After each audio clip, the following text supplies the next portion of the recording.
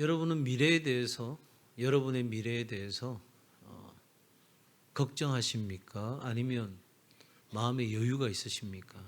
아니면 아무 생각이 없으십니까?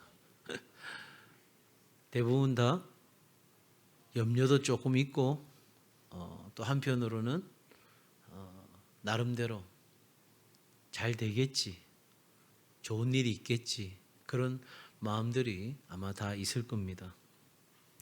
미래를 염려하는 동물은 유일하게 인간밖에 없습니다. 돼지가 미래를 염려하지 않습니다. 소도 염려하지 않고요. 참 아이러니하죠. 가장 똑똑하고 가장 능력 있고, 능력은 좀 어떤 측면에서 보느냐에 따라 다르겠지만 그런 인간이 가장 많이 염려하고 산다는 참 아이러니한 상황 같습니다. 우리 사람들은 지나온 날들을 회고하고 미래를 준비합니다. 그리스도인으로서 지나온 삶이 고통 가운데 또 시련 가운데 있었음에도 불구하고 그것에 좌절하지 않고 이길 수 있었던 것, 버틸 수 있었던 것, 그래도 오늘 여기까지 올 수 있었던 것, 하나님의 은혜입니다. 만약 여러분이 평안한 시간을 보냈고 별 걱정 근심 없이 오늘까지 오셨다면 그 또한 하나님의 은혜입니다. 분명한 한 가지는 하나님은 내가 알 때에도 모를 때에도 하나님의 자녀인 우리와 함께 하시는 하나님이십니다. 여호수아를 통해 우리 곁에 계시고 또 우리 가운데 역사하시고 우리를 위해 친히 싸우시는 하나님을 오늘 우리는 만나게 됩니다. 악한 세상에서, 정말 거센 이 세상에서 우리가 그나마 삶을 지킬 수 있었던 것, 그것은 하나님의 은혜인과 동시에 하나님이 우리를 대신하여 싸우고 계셨다는 거예요. 그냥 수월하게 여기까지 온 게 아니에요. 나도 정말 죽을 만큼 힘들었을 수 있습니다. 정말 너무너무 힘겨워서 그냥 여기서 죽는 게 낫겠다, 그런 마음 먹을 수도 있습니다. 저 역시도 마찬가지입니다. 언제냐고 묻지는 마세요. 그냥 차 타고 가다가 여기서 부딪히면 인생 끝날 수도 있겠구나, 그런 생각이 든 적도 있습니다. 사랑하는 여러분, 하나님은 지금도 나를 위해, 내 가정과 내 일터를 위해 싸우고 계시는 하나님이심을 믿으십니까?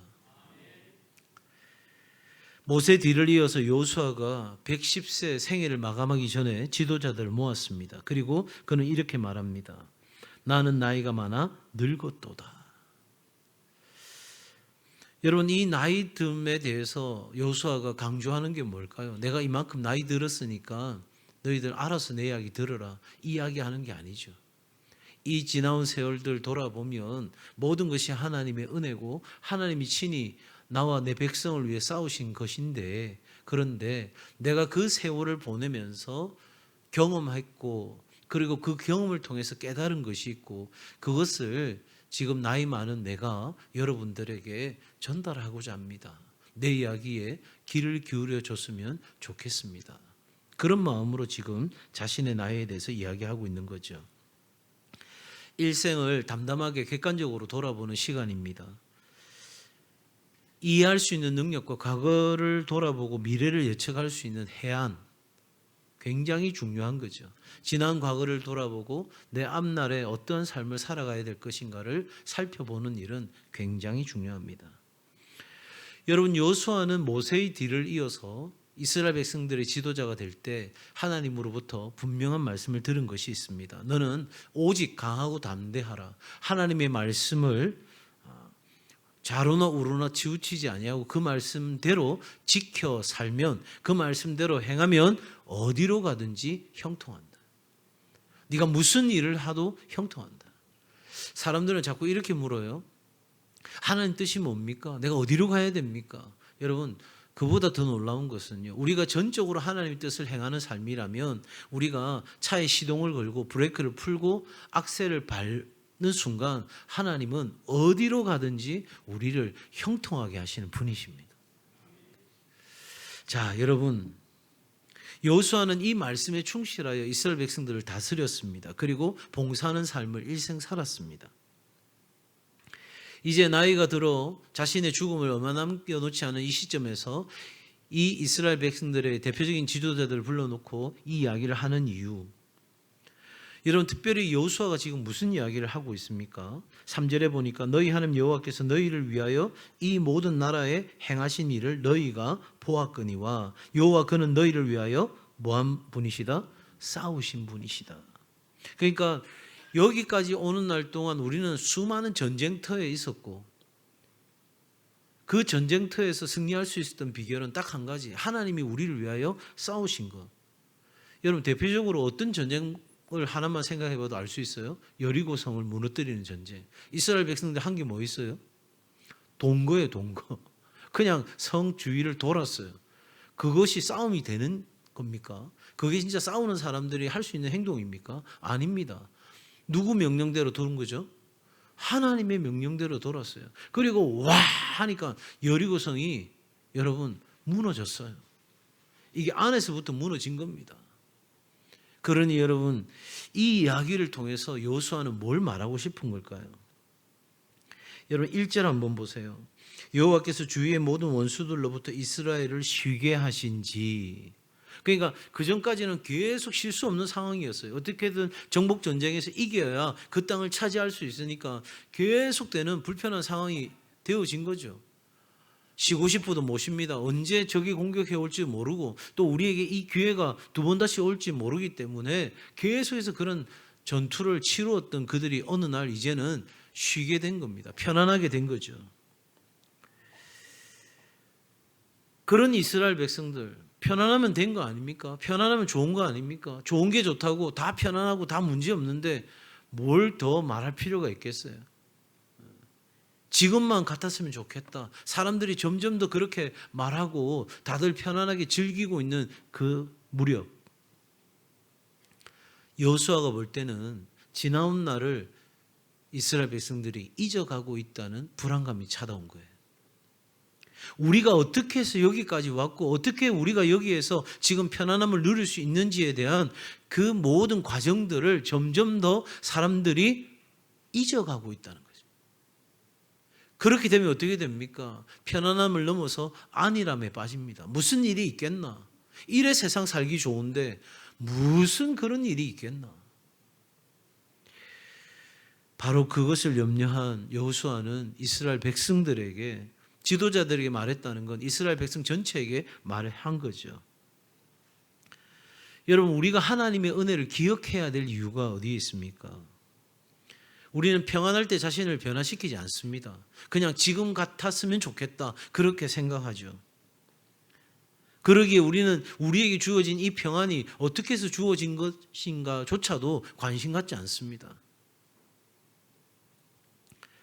여호수아는 이스라엘 백성들의 나태함, 안일함, 그들이 하나님을 잊어가고 있는 그 모든 현상들을 보면서 애굽에서 나와 지금까지 지나온 모든 것이 전적인 하나님의 은혜였다는 것을 밝히 말하고 있습니다.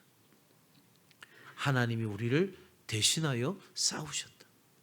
그냥 쉽게 되어진 일이 아니에요. 그냥 하나님께서 여기 있는 우리를 이쪽으로 탁 옮겨 놓으신 게 아니에요. 그냥 광야에 있던 우리를 그냥 하나님이 번쩍 들어가지고 가나안 땅에다 심은 게 아니라 여러분 그 40년의 시간을 거쳐오면서 그리고 가나안을 정복하기까지 그 모든 전투 하나하나에 하나님께서 얼마나 구체적으로 역사하셨는지 그 맨 선봉에 섰던 여호수아와 갈렙은 너무나 잘 아는 거죠.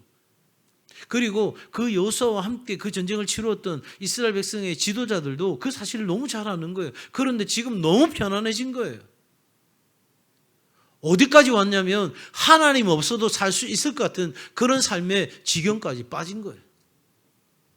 나중에 뒤에 23장 이후에 쭉 읽어보시면 여호수아가 강조하고 있는 게 그거예요. 나와 내 집은 오직 여호와만을 섬기리라. 너희는 오늘날 너희가 섬길 자를 택하라. 그 이야기가 뭐예요? 지금 하나님 아닌 다른 것들을 섬기려고 하는 분위기가 또 실제적으로 그렇게 섬기는 일들이 그 땅 가운데 막 일어나고 있다는 사실이죠.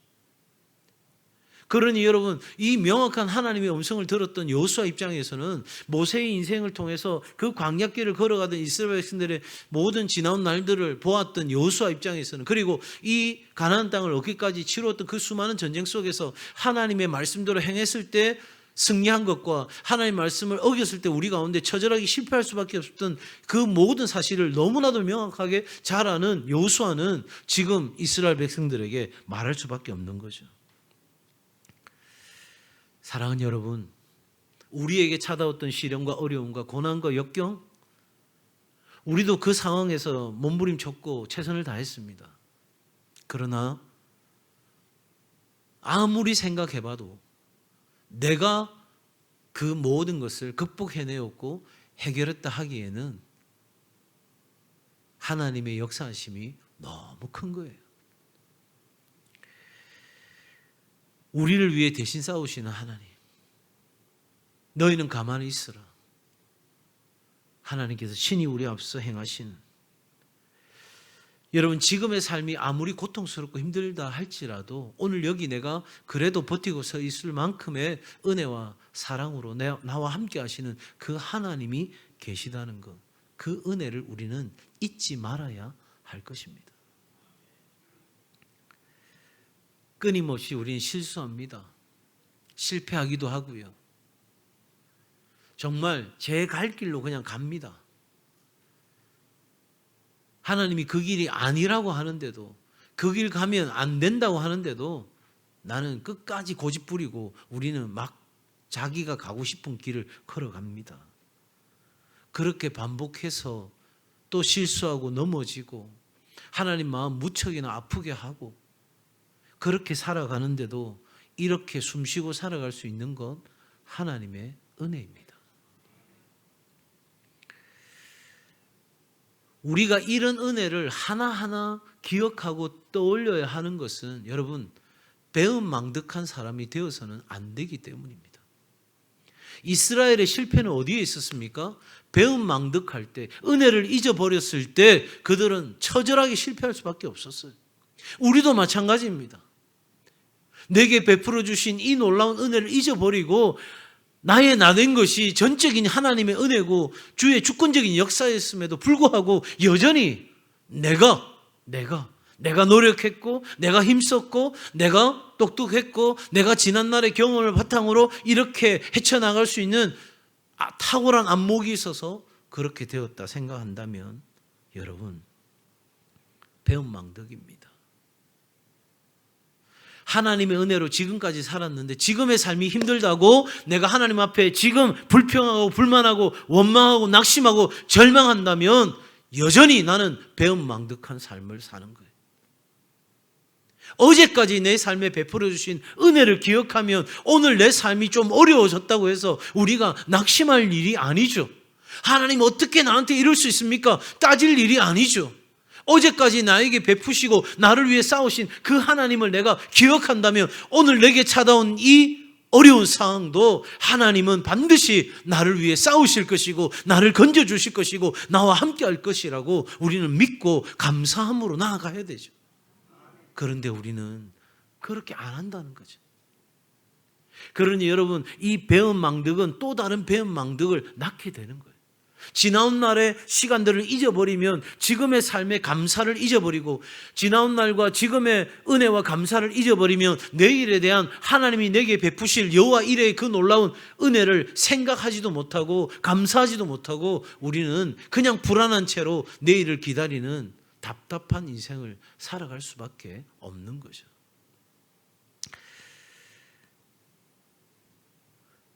하나님을 믿는 사람들이 의도적으로 나쁜 일을 하고 나는 하나님을 괴롭게 할 거야, 하나님을 아프게 할 거야. 여러분, 누가 그런 사람이 있겠어요? 그런데 우리가 은혜를 잊어버리고 하나님 앞에 제대로 반응하지 못하기 때문에, 여러분, 지난 주일 말씀드린 것처럼 우리가 하나님을 사랑하게 되면 그 사랑이 우리에게 드러나는 당연한 반응은 뭐냐면 하나님을 사랑하기에 하나님 말씀을 사랑하고 하나님 말씀을 사랑하기에 그 말씀에 귀를 기울이고 그 말씀을 들을 때 우리가 두렵고 떨림으로 반응하는 진정한 경외함이 내 안에 일어나게 되고 그 사랑으로부터 그 말씀을 들었고 내 안에 그 반응이 일어난 사람은 하나님의 그 말씀대로 살아가는 삶을 결단하고 오늘 우리는 한 걸음 한 걸음 살아가는 거예요. 그래서 예수님께서 네가 나를 사랑하면 내 계명을 지키리라 그렇게 말씀하신 거예요. 여러분, 우리가 오늘 살아가면서 적지 않은 복을 받았는데 그럼에도 불구하고 아무 복도 안 받은 것처럼 사는 것, 여러분, 이렇게 하나님을 멀리하는 이들이 있습니다. 제가 어느 가정에 신방하는데 집사님 그러시더라고요. 목사님, 저는요 여기서 하나님께 더 바랄 수가 없어요. 제가 여기서 더 바라면 제가 나쁜 놈입니다. 제가 도둑놈입니다. 지금까지 베푸신 은혜만 해도 너무너무 커서 제가 더 이상 바랄 게 없습니다. 그 말씀이 기억에 남더라고요. 내가 여기서 더 바라면 내가 나쁜 놈입니다. 사랑하는 여러분, 그러기에 오늘 우리의 모든 짐을 져주시는 여호와께, 우리를 대신하여 싸우시는 여호와께 우리의 것을 맡기는 결단이 있기를 바랍니다. 우리가 은혜로 산다 이렇게 말하잖아요. 그러니까 우리가 은혜를 받았어요. 그리고 그 은혜 안에 우리가 살아가고 있어요. 그리고 지금도 내가 은혜 안에 산다. 그럼 어떻게 사는 게 은혜 안에 사는가? 여러분, 지금 이스라엘 백성들에게는 여전히 남아있는 문제가 하나 있어요. 이방 족속들이 그대로 있는 거예요. 이 문제가 정리되어야 더 편안한 삶이 그들에게 찾아올 텐데 과연 이것을 어떻게 처리해야 될까 고민이 생기는 거죠. 그때 여호수아는 새로운 도전과 약속을 합니다. 뭐라고? 하나님께서 그 문제를 다 해결해 주시겠다는 거예요. 다시 이스라엘 백성들의 고민거리가 있어요. 문제거리가 있어요. 해결해야 될 과제가 있어요. 이거 어떻게 해야 될까? 이거 반드시 해결해야 우리가 살 수 있는데, 그런데 여호수아가 뭐라고 했다고요? 하나님께서 그 문제거리 어떻게 해주신다고요? 해결해 주신다고요. 내 인생의 문제거리도 누가 해결하신다고요? 하나님이 해결하신다. 그러면 자, 내 인생 문제거리는 하나님이 해결하세요. 내 앞날의 인생의 문제 하나님이 해결하세요. 자녀들 키우면서 저 녀석 도대체 어떻게 될까 걱정되시죠? 자녀 키우면서 눈물을 한 번 안 흘린 부모가 있겠습니까? 그래서 우리 부모들이 제일 부러워하는 가정이 어떤 가정이에요? 공부하라고 한 번도 말한 적이 없어요. 그런데 서울대학 갔어요. 그런 이야기 들으면 갑자기 머리가 띵해지는 거예요. 여러분, 걱정이 되죠. 염려가 되죠. 내 삶의 문제거리, 해결해야 될 그 문제 내가 해결하긴 해야 되는데 내 힘으로 그걸 다 해결할 수 없는 삶의 문제거리 누가 해결하신다고요? 하나님이 해결하신다. 믿으시면 아멘. 진짜 믿으시면 아멘. 내 삶에 찾아온 질병, 내 삶에 찾아온 경제적인 문제, 내 삶의 인간관계의 문제, 내 삶에 크고 작은 모든 문제들, 내가 해결해야 될 그 과제들 하나님께서 해결하신다. 나는 어떻게 살면 되냐면요, 은혜로 살면 돼요. 8절 말씀 같이 읽습니다. 8절 시작.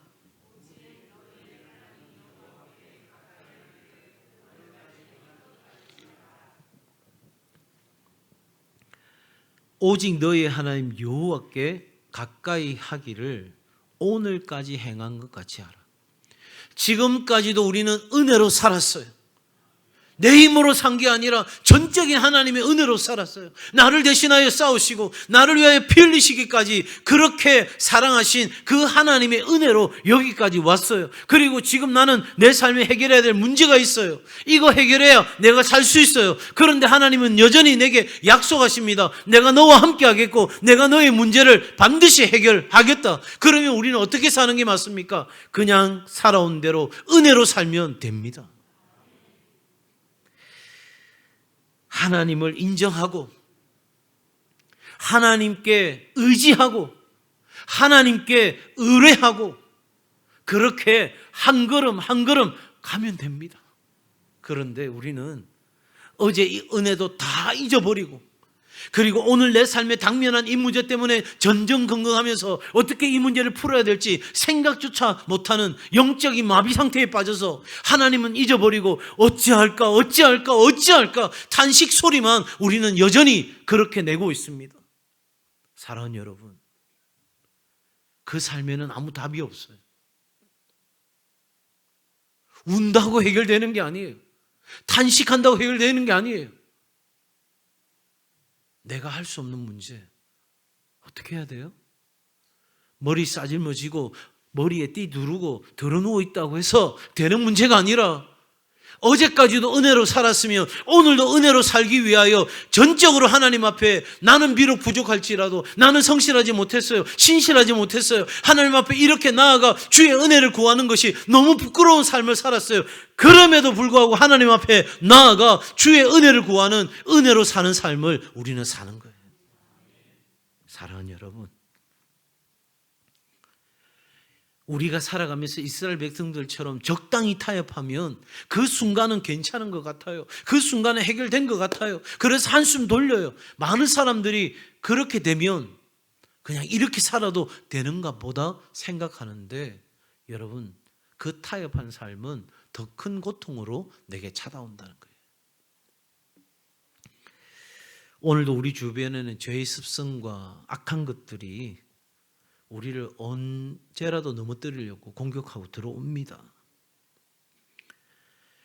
감각적으로 편안하고 그냥 아무 걱정 없는 그 편안한 가운데 머물고 싶어하는 우리 안에 있는 이기적인 욕망과 게으른 습성들이 여전히 우리 안에 꿈틀거리고 있어요. 그렇기 때문에 여기가 편안하다 그렇게 우리가 속삭일 때 우리는 그곳에 머물고 싶어 합니다.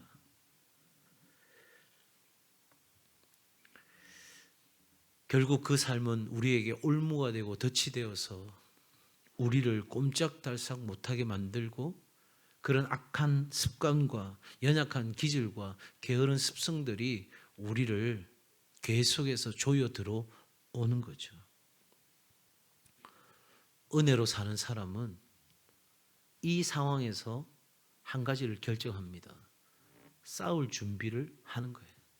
싸우기로 결정하는 거예요.